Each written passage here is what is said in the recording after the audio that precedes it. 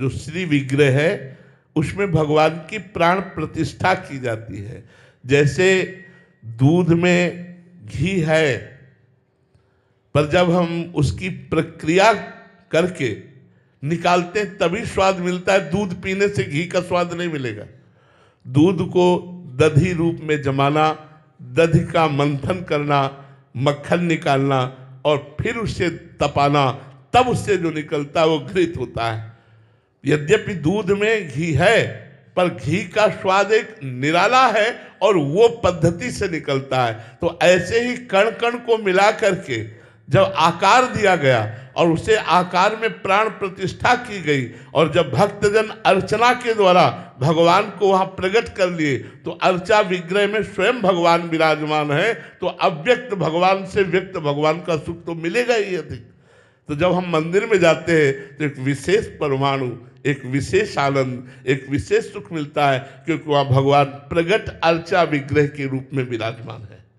महाराज जी, जो साधक या महापुरुष जन व्यापी मतलब जो प्रभु अंदर विराजमान है, उनमें भी जब भगवत भाव करते हैं उनको भी प्रत्येक चलते फिरते बिल्कुल ऐसा ही अनुभव होता है जैसे इसको मंदिर में अनुभव होता है। ऐसे हर व्यक्ति, वस्तु, स्थान तभी तो निरंतर परमानंद में मगन रहता है, क्योंकि सर्वत्र भगवान का दर्शन करता है। सी राम में सब जग जानी, करो प्रणाम जोरी जुग पानी। वो मंदिर में जाए या ना जाए, वो हर समय परमानंद में मगन रहता है, क्योंकि सब में श्री राम को देखता है। सर्वम खलमिदम ब्रह्म ने नास्ति किंचन, सर्वत्र ब्रह्म बुद्धि हो गई तो ब्रह्म भूता प्रसन्नात्मान शोचति न कांक्षति, समा सर्वेषु भूतेषु मद्भक्तिम लभते पराम। वो ब्रह्म भूत हर समय अखंड प्रसन्नता को प्राप्त होता है, जो सर्वत्र भगवान का समदर्शिना, जो सर्वत्र भगवान का दर्शन करता है, सर्वत्र आत्मस्वरूप का दर्शन।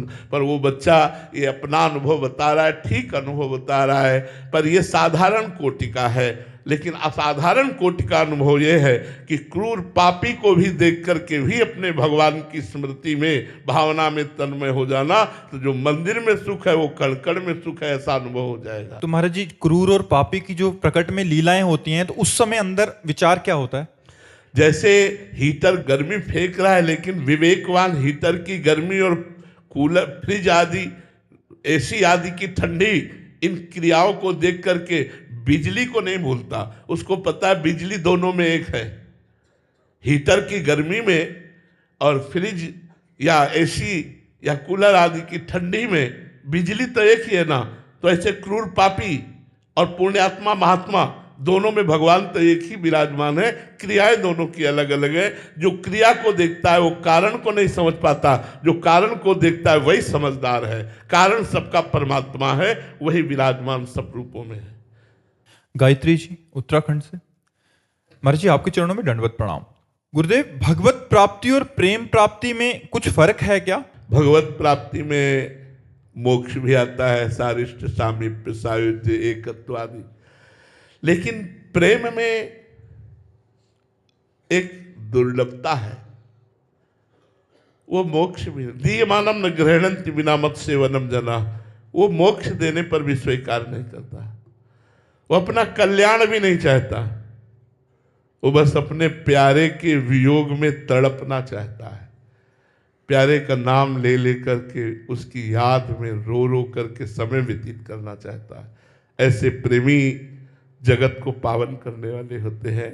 जो मोक्षाभिलाषी है वो तो धन्य है ही, लेकिन जो मोक्ष त्यागी है, मोक्ष का भी त्याग करके भगवान के विरह में तड़पना चाहते हैं। इसीलिए गोपियों की चरण वंदना परम ज्ञानी बृहस्पति शिष्य, भगवान के मित्र, भगवान के मंत्री उद्धव जी ने की। क्यों? क्योंकि गोपियां हर समय भगवान श्री कृष्ण के प्रेम में उन्मत्त रहती थी। गृह कार्य करते हुए भी कृष्णाकार वृत्ति रहती थी। विक्रेतु कामा अखिल गोप कन्या, मुरारी पादार पिचित्त वृत्ति, दध्यादिक मोह वशादवोचर, गोविंद दामोदर माधवेती। इतनी तन्मयता थी कि बोलना चाहिए दही ले ले दही, तो बोलती कोई गोविंद ले ले, कोई दामोदर ले ले, कोई माधव ले ले। भगवत प्रेम अत्यंत दुर्लभ वस्तु है। भगवान से यही प्रार्थना करनी चाहिए कि प्रभु मुझे अपने चरणों का प्रेम प्रदान कीजिए, अपने नाम का प्रेम प्रदान कीजिए, अपने धाम का प्रेम प्रदान कीजिए, अपने रूप का प्रेम प्रदान कीजिए। और मैं कभी मोक्ष या कल्याण नहीं चाहता। प्रभु यत्र यत्र मम जन्म कर्म भी नारके परमे पदे थवा राधिका रत निकुंज मंडली तत् तत् हृदय में विराजताम। चाहे मुझे नरक में रखो, चाहे परम पद में, मुझे कोई परवाह नहीं, पर स्वामी आपका स्मरण, आपकी रूप माधुरी, आपकी लीला माधुरी का चिंतन करके मेरे आंसू बहते रहे, यही मेरे जीवन की लालसा है। प्रेम अत्यंत दुर्लभ वस्तु है।